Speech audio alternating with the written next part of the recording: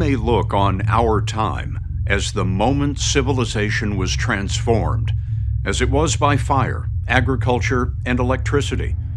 In 2023, we learned that a machine taught itself how to speak to humans like a peer. The revolution in artificial intelligence is the center of a debate, ranging from those who hope it will save humanity to those who predict doom. Suddenly there is a moment where you recognize that maybe the world will not use what you're making the way you want it to be used. Decades of sci-fi telling us that AI is eventually going to kill us all. What are the things that you worry about when it comes to AI, and how do we prevent those things that you worry about from coming true?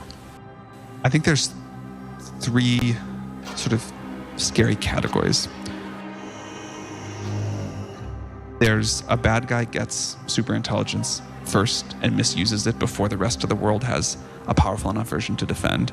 C in CBRN, standing for chemical or chemical weapons. Up to now, it required very strong expertise to build these things, and AIs know enough now to help someone who doesn't have the expertise to build these chemical weapons.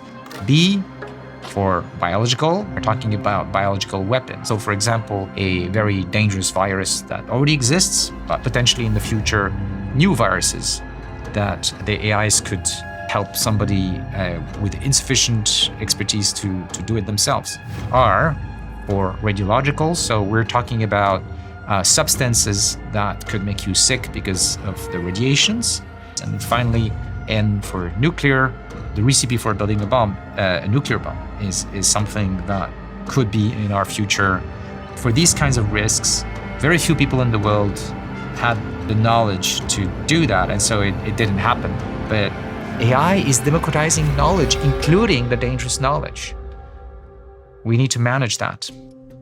These are national security risks. Anything that can cure cancer can create turbo cancer. Anything that is, smart enough to solve, the energy crisis is smart enough to build the biggest nuclear weapon you've ever seen in your goddamn life. Just requires one crazy guy with a grudge.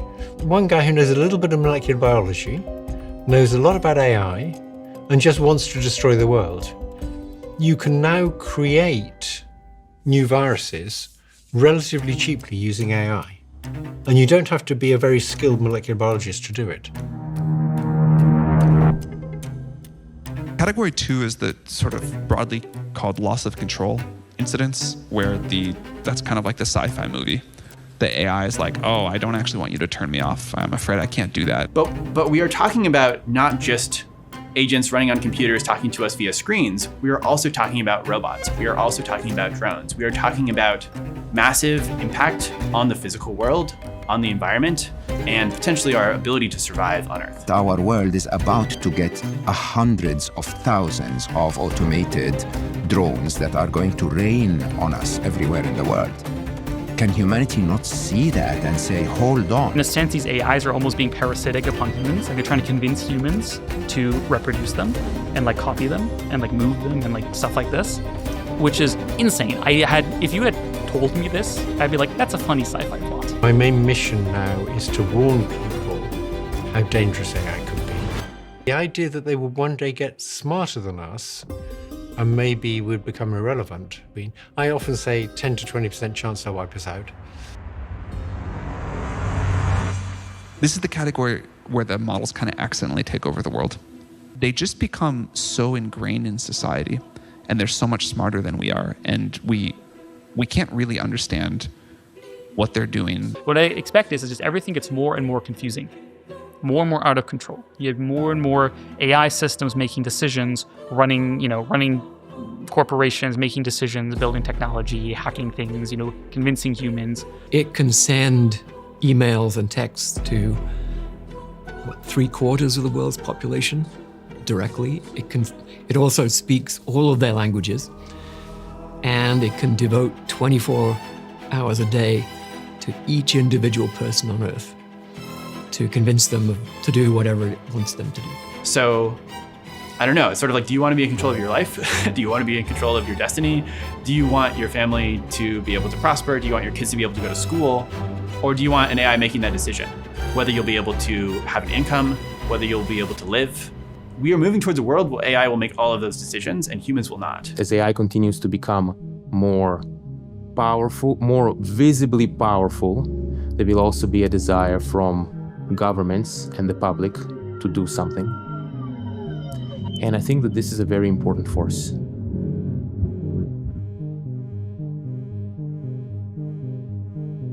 What we've been seeing recently in the last couple of months is that these systems are now becoming smart enough to lie and deceive quite actively. To appear aligned rather than be aligned. That's correct. So what we've been seeing, for example, is that there's been benchmarks. So like obviously, people like test them, like see, does the AI do good things or bad things? We've been seeing recently some of the AIs will actively lie about what they will do because they know they're being tested. Like the AIs themselves would be like, I seem to be in a test. So I'm gonna have to say this so they'll let me out, which is crazy. This was not the case even like 6 months ago. It's not surprising if you think about it for 3 seconds, right? Like of course a very smart thing will just lie to you, but we're now seeing this in practice. There's many types of AI psychosis. Some of it is the her type, just like they fall in love with AI. So if you go to like r/my boyfriend is AI, for example, you can see tens of thousands of people who's say, my boyfriend is, ChatGPT or whatever, and they're completely sincere. I don't want to shit on these people, right? Like, I'm sure they're having a good time or whatever, but like, it's quite disturbing, and it's becoming extremely popular. Humans feel the AI is like a person, and AIs are not people. So there's a way in which something is off, which can lead to bad outcomes, as we've seen.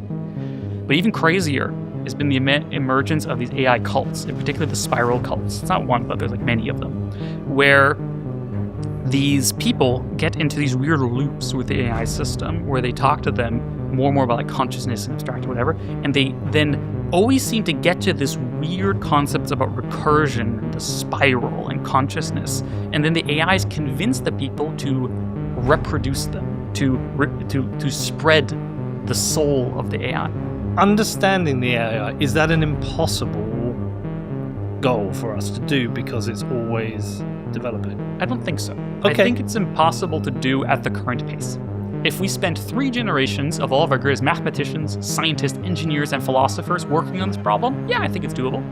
But it's definitely not possible if we're pushing out, ChatGPT release on a yearly cycle. Elon, I'm being told we have to wrap up. Your board has been very Sure. patient. I want to end on one AI question. You have a lot of kids. I have some kids. I have one who's actually soon to go into the workforce. I struggle with how to advise him about a career when this technology exists and will only improve. I'm just curious, when you think about advising your children on a career with so much that is changing, what do you tell them is going to be of value?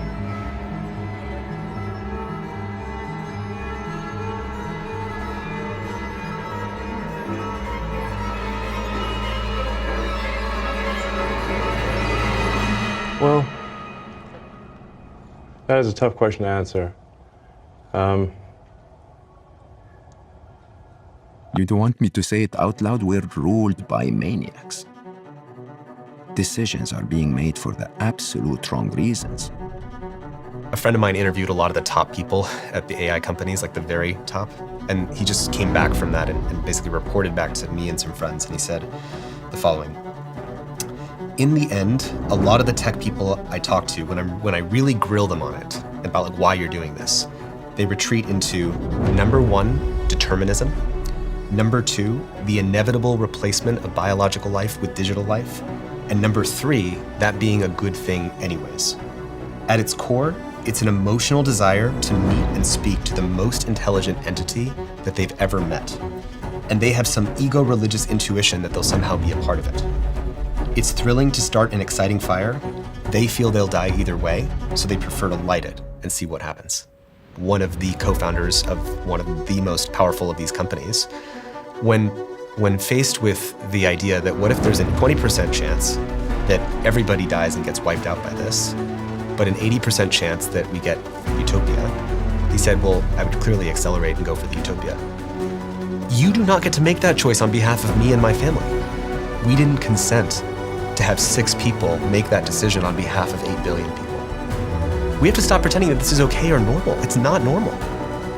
And the only way that this is happening and they're getting away with it is because most people just don't really know what's going on. They feel that they can't escape this race, right? If if a CEO of one of those companies was to say, we're not going to do this anymore, they would just be replaced. They all signed a statement in May of 23. It's called the Extinction Statement. It basically says AGI is an extinction risk at the same level as nuclear war and pandemics. The question is, how are you going to retain power forever over entities more powerful than yourself? In the last few months, I've become more hopeful that there is a technical solution to build AI that will not harm people. But I am sure that if you want to have a future and a world that you want your kids to live in, you need to make your voice heard. I support everyone trying everything peacefully and legally. If you want to be a part of this movement, join Pause AI, join Stop AI. Those organizations currently trying to build up momentum to bring democratic powers to influence those individuals. If you have an intuition that people are doing things wrong and there's a better way to do things, don't give up on that intuition just because people say it's silly. If all the world's leaders saw that little narrative of all the things that could happen to change how this technology was designed, and they agreed, I think people would be radically in support of those moves. It would be possible if everybody watching this sent that clip to the 10 most powerful people that they know, and then ask them to send it to the 10 most powerful people that they know. Your role is not to solve the whole problem, but to be part of the collective immune system of humanity against this bad future that nobody wants. And if you can help spread those antibodies by spreading that clarity about both this is a bad path and there are interventions that get us on a better path, if everybody did that, not just for themselves and changing how I use technology, but reaching up and out for how everybody uses the technology, that would be possible. I would just say, to sort of follow their heart in terms of what they find interesting to do or fulfilling to do, and try to be as useful as possible to the rest of society.